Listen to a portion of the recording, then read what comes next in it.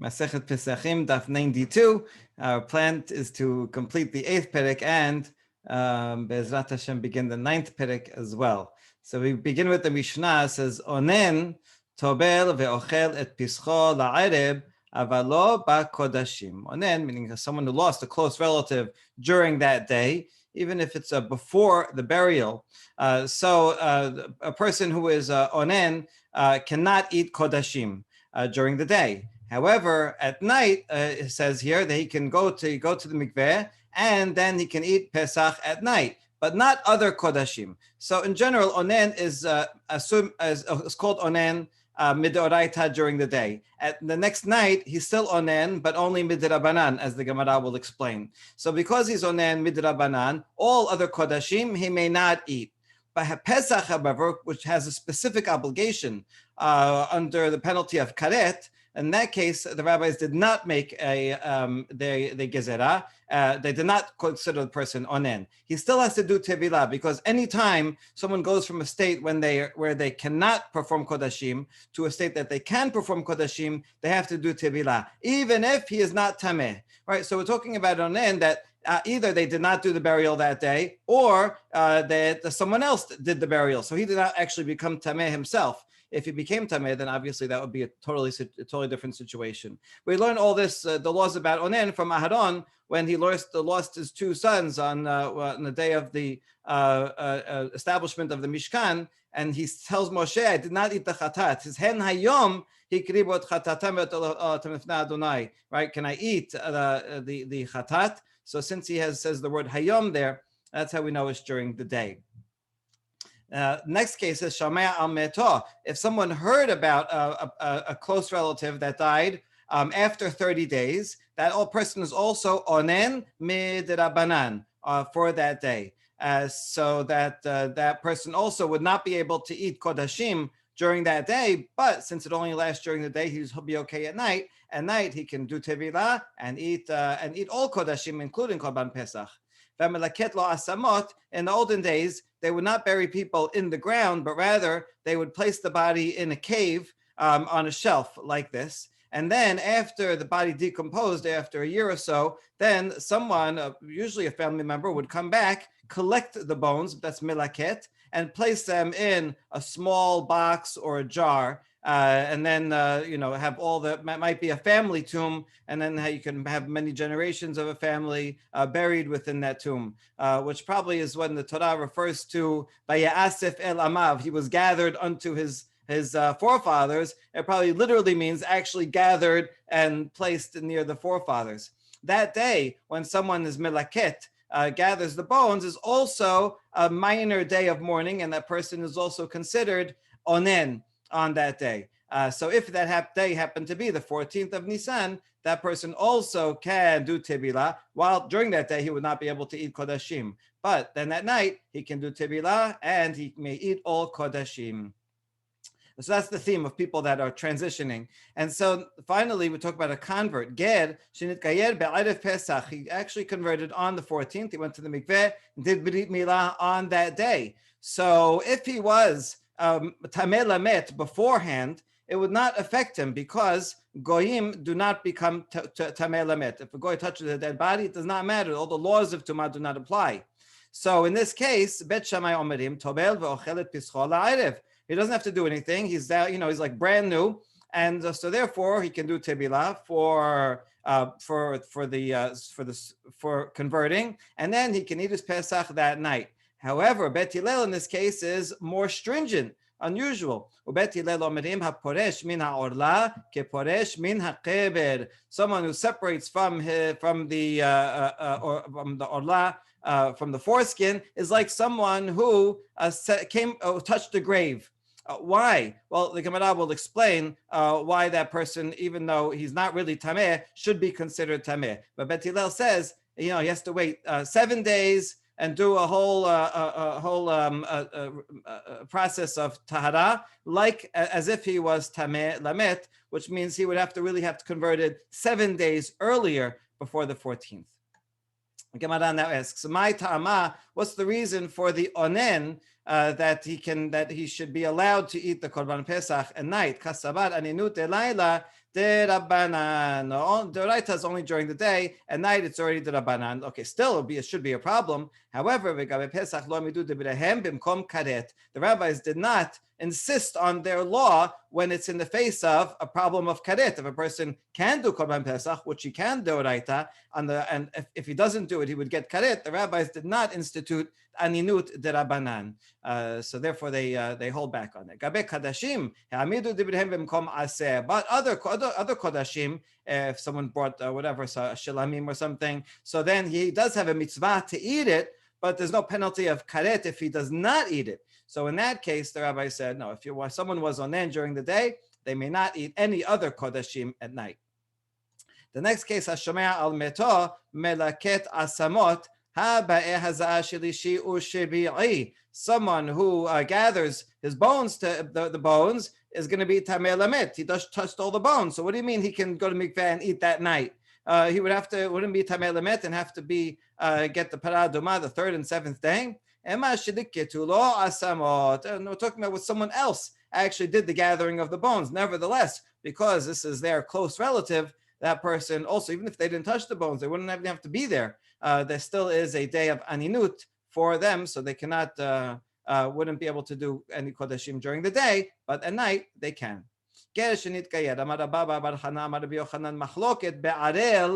Goy. Okay, they're only talking about someone who was circumcised because of conversion. If it was a Jew who was circumcised, it would not apply. Right? If the Jew for some reason never got circumcision and now he did it, so then he doesn't have to wait at all. Only someone actually becoming a Jew. Why? Bet Hillel says we make a gezerah because maybe next year the person will be tameh lamet. Right before Pesach. Last year, I also had a funeral and I was tameh lamet, right? Maybe 3 days before. And it didn't matter. I did tibila and I ate korban Pesach. Oh, so he would think, doesn't know all the ins and outs of all the details of the laws. He just remembers the scenario and it was permitted. This year, meaning the coming year, a year after he converted, he may be tameh lamet and he'll just go to the mikveh, not wait 7 days, and eat. So therefore, he won't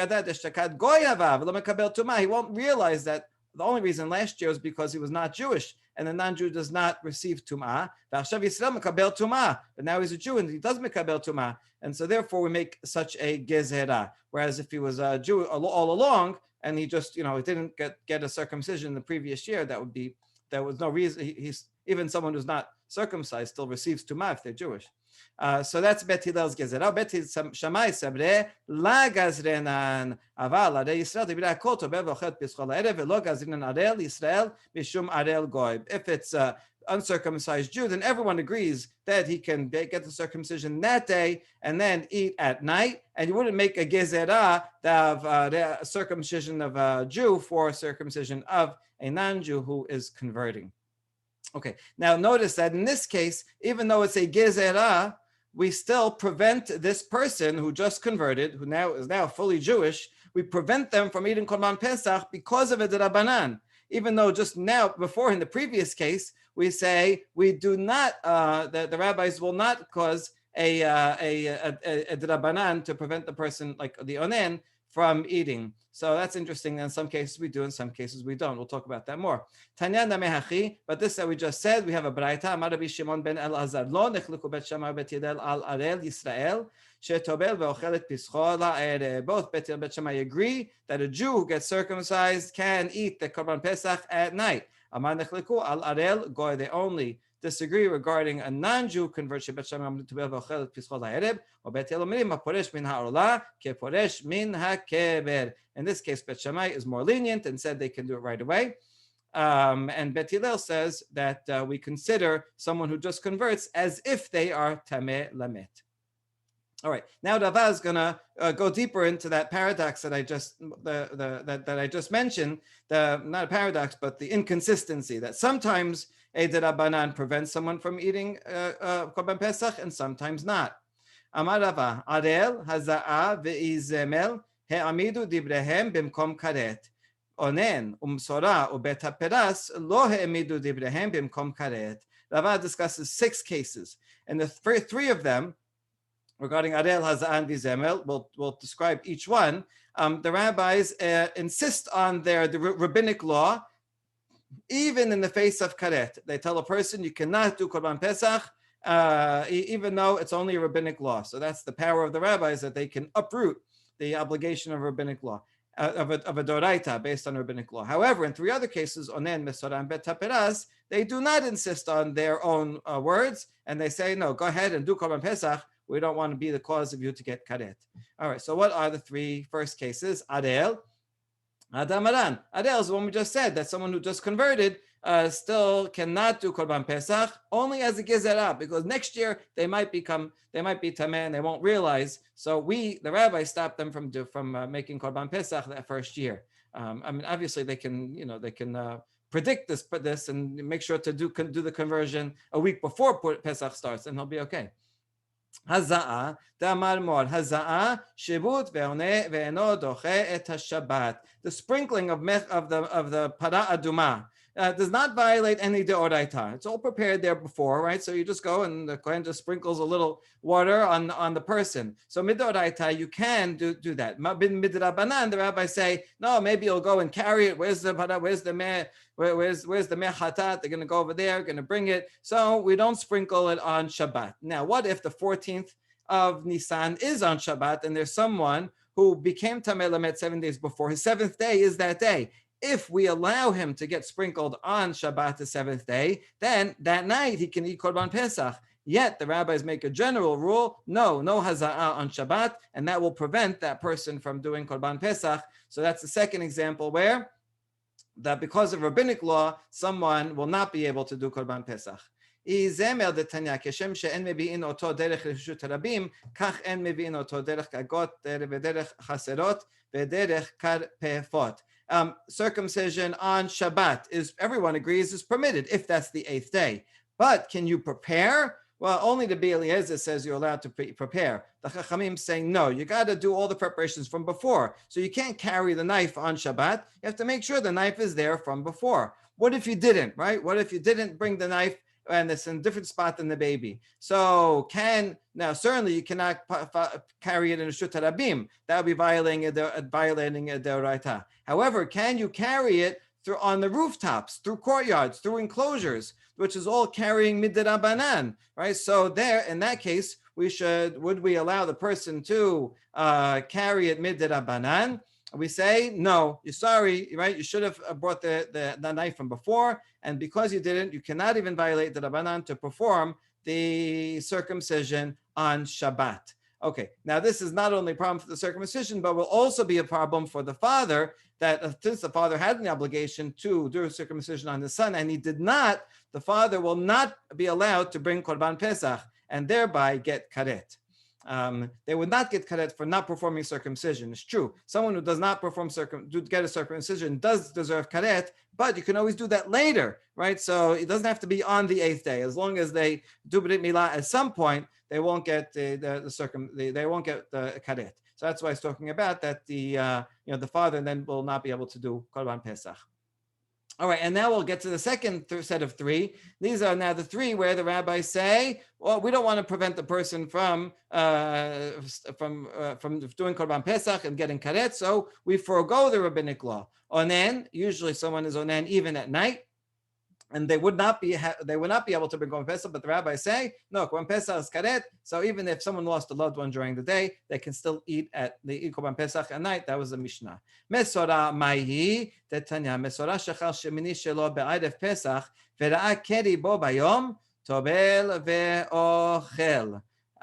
So a Mesorah, and his 8th day is Erev Pesach. So normally the Mesorah would be able to go to the Bet HaMikdash and perform his sacrifice and get the and have the blood sprinkled on him, on his thumb and all that. However, let's say he also saw Keri on that day, and so in that case he has an extra problem because he saw Keri. Now he is not allowed to come to the Bet HaMikdash, right? Even in to Har HaBayit. So now he won't be able to perform his korban. And so now he has a double problem. Nevertheless, the rabbis say, you know what, do tebilah. And even though he's only a he's a tivul yom, you go ahead and he can eat it that night. אמרו חכמים, אף על פי שטיבול יום אינו נכנס, זה נכנס. מוטב יבוא עשה שיש בו כרת, וידחה עשה שאין בו כרת. Even though, in general, a tivul yom, right, which this person is because he was Baal Keri, in general, tivul yom is not allowed to come to the Bet HaMikdash at all. This person, we allow him so that he can complete his Mesorah korbanot. Because better that יבוא ועשה שיש בו כרת, aseh of eating the Korban Pesach, which has karet, should override an aseh which does not have karet, meaning the aseh of the Mesorah not coming to the Bet HaMikdash, or someone who is tameh not coming to the Bet HaMikdash. Ve'amar Rabbi Yochanan, debar Torah afilo aseh en bo. Truth is that this person, a tivul yom coming to Bet HaMikdash, is not even an aseh. We would even override it if it wasn't aseh, but it's not even that. אפילו aseh en bo. שנאמר, ויעמוד יהושפט בקהל יהודה וירושלים בבית אדוני לפני החסד החדשה.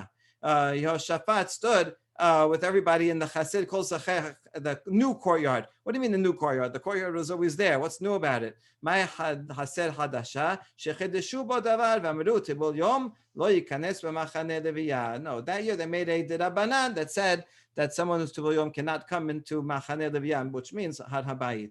And so since it's only a rabbinic origin, certainly that can be overridden so that this person will be able to do Korban Pesach. And the last case, Bet HaPeras. Bet HaPeras means a field in which there was a grave once upon a time, but we don't know where it is. It was plowed over, and so likely the grave was the bones were dispersed and crushed, and could be anywhere, could be all over. So that has the status of being tameh mi'dirabanan.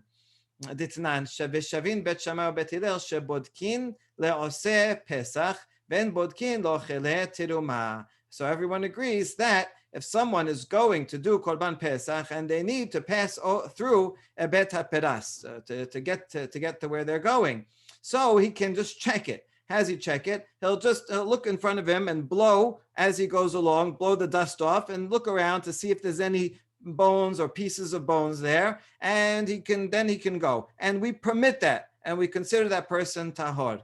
However, if it's someone who just needs to eat terumah, we do not allow it, right? Just a regular kohen who went through a Bet HaPeras, and we don't give him this out that he can say, oh yeah, just check where you're going and then eat terumah. No, if you walk through a Bet HaPeras, we assume you're not good in terms of terumah. My bodkin lo sepez. What does it mean bodkin? Amar Rav Yehuda Amar Shemuel minapech bet haperas veholech. It means that he blows the dust as he goes and he walks. Rav Yehuda bar Abaye mishemed Rav Yehuda Amar bet haperas shenidash tahor. It's nice to end on a positive note. And so he says a bet haperas that is trodden regularly. People always walk there. Then you assume it's tahor. Why? Because any little pieces of bone that were there, either would just be pushed to the side or stepped on so much that they'd be crushed to dust. And so it'd be smaller than the amount that would be a problem. So therefore, that's okay. By the way, what does the blowing and looking do? Well, you make sure that you won't touch, right, or move a piece of a bone. You still might stand on top of a bone, right, not that you don't see, but that's not a problem because that kind of tumat ohel will only be if it's a majority of the body, most of the skeleton, large bones, not if it's just a little one. So therefore, we don't have to worry about tumat ohel only touching or moving it. And so we end with the word tahor, hadran alach ha'isha, and we will return to perek ha'isha. But now we continue with the 9th perek. Mishnah. מי שהיה טמא או בדרך רחוקה ולא עשה את הראשון, יעשה את השני. So this is all about Pesach Sheni. Someone who was not pure or he was far away and he did not do Pesach Rishon, he must do Pesach Sheni. The Gemara is going to analyze the syntax here that he was Tameh or far away and he did not do Pesach Rishon. What do you mean, and he did not do Pesach Rishon? Okay, we can read it simply. And therefore, because he was these two, he did not do Pesach Rishon. But our question is going to be, what if he wanted to do Pesach Rishon? Right? Let's say he was far away, but he was able to appoint a messenger. to do it for him, and then he could get there at night. He just couldn't get there in the afternoon. Can he? He's exempt, but can he if he wants to? Okay, that's what the Gemara will discuss in that. Shagag o ne'enas velo asa et harishon yaseh et hasheni. If he was unwitting, negligent, but he was at something he didn't realize came up, or he was completely beyond his control, right? Even less responsibility, and he did not do the first. Also, he can perform Pesach Sheni. And again, here the language is onenas velo asa, right? I mean, isn't it obvious that he didn't do it? Is it coming to include another case of another reason that he didn't do the first one? Okay, in any case, he can do Pesach Sheni. Okay, and now if in any case, all these cases, for whatever reason they didn't do it, they could do Pesach Sheni. And that, so therefore, why does the Torah go out of its way and to specify Tameh and Derech Rechoka? Why come only those two and not anyone else? Because these two, they had a good excuse. They were tameh, they were far away, so they don't deserve karet. But someone else, now see, this is not, it really makes sense. If someone's honest, they also shouldn't get karet. It means someone else, if someone on purpose, right, could have done it and didn't do it, they would get karet. Okay, so that's, you see, you're gonna have to fill in something here to make the syntax work and especially the last line work. But that's why the Torah says, these two, they had a good excuse. If you have a good excuse, then you don't get karet. If you don't have a good excuse, then you do get karet, although you can still do Pesach Sheni. Good. Itemar haya bederech rechoka v'shachatu v'zareku alav. What if someone was far away and he sent a messenger and someone did shechita and sprinkled the blood on his behalf? Does he fulfill his mitzvah in Pesach Rishon? Or it's nothing, and he would still have to bring Pesach Sheni. That's a machloket. Rav Nachman Amar Hursa. Here Rav Nachman says it's acceptable. Rav Sheshat Amar Lo Hursa, not acceptable. Since he was far away and he need not do it, he also may not do it. And if he tries to do it, it's invalid. Nothing happens. Rav Nachman Amar Hursa Mechasu Dechas Rachamana Alav.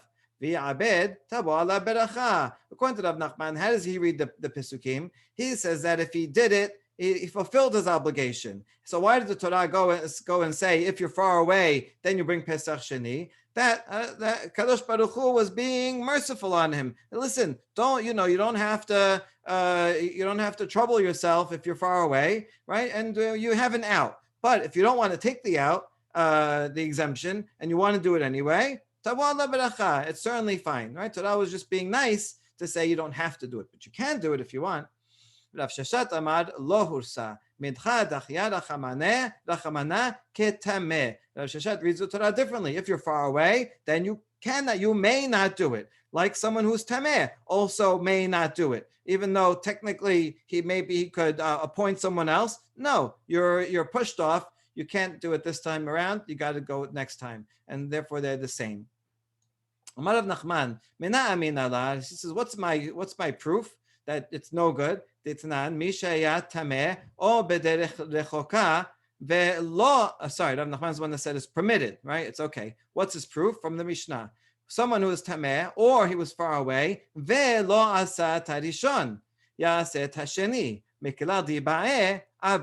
So since it has this third clause, right? If you were tameh or far away and you didn't do it, only because you didn't do it. But if you were far away and you decided to do Korban Pesach, that's okay, right? It's just that you were far away and you decided not to do it. Then you can do Pesach Sheni. So from that third clause, he learns that it's optional.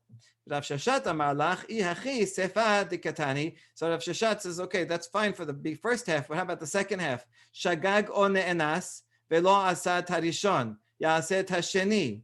Right, he was unwitting or beyond his control, and he didn't do the first one. Then he does the second one. Velo asa mekelal di'i ba'e abad. Would you apply the same logic to the second half? And he didn't do it. Are you going to say shagag nas and he didn't do it because he decided not to do it? But if he did do it, then it's okay. That doesn't make any sense. The word shagag or ne'anas already means inherently that it was out of his control and he did not do it. So he couldn't decide to do it nevertheless. So your reading does not does not transfer well to the second half. So therefore, it's no good. Ella, so rather, what does Rav Sheshet do with those words? Ella mezid katani behadaihu. Hachaname onen katani behadaihu. Rather, he's going to add another case in each. So in the second half, it's saying someone who was shogeg or ones or mezid, right? On purpose, he didn't do it. Then that person can do Pesach Sheni, right? We can look at the Mishnah again. Or this is an or now, or he did not do Pesach Rishon on purpose. Then he does Pesach Sheni. And now, since he's reading it that way, he has to apply the same methodology to the first half. So someone was Tameh or Rechoka, or he doesn't do Pesach Rishon for another reason. What other reason would there be? So he adds into the first half onen, right? He doesn't do it because he's onen. That's a good excuse. So he gets an out. Onen katani behadaihu. All right. Amadav Asher matnitin amedaika. Asher says, you know what? It's a good reading. I'm going to prove that that's correct. Teketane elu piturin mikaret ve'elu chayabin bikaret. Right. The very last part says, what's the difference between the two? Both of them didn't do it, and both of them can do Pesach Sheni. So what's the difference between the two categories? Why does the Torah specify only the first two? So because the first two are patur from karet, and the second category are chayav karet. Wait, which one is chayav karet? Ilema shogeg v'ne'enas. Shogeg v'ne'enas b'nei karet ninu. If they were beyond their control, should they be liable to karet? Elalav amezid ve'onen. No, rather it's talking about the other ones that we're adding in, the amezid and onen. So mezid for sure. If he did not do it, that would be that would be the problem. So that's what's going on. That he didn't do it because he should have. All right. Onen also, we saw that onen, if it's only the Rabbanan, should do it. So if he fails to, he would receive karet. Rav Nachman amar lach le'olam amezid lehodeh. No, Rav Nachman says the last clause is going only on mezid, right? He kind of agrees with the reading of the second clause. Bedin hu di ba'aleh limitna hayav. See in the second clause it says ve'elu chayavin in plural b'hikaret, which sounds like there's more than one person.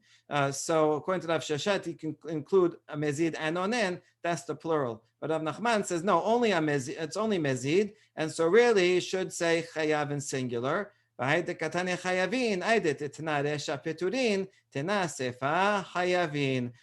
in the first half it said in plural, so it's piturin. So too in the second half it says the plural hayavin. And the next daf will continue bringing some sources and implications of the machloket between Rav Sheshet and Rav Nachman. But we'll end here for today. Baruch Adonai Le'olam. Amen.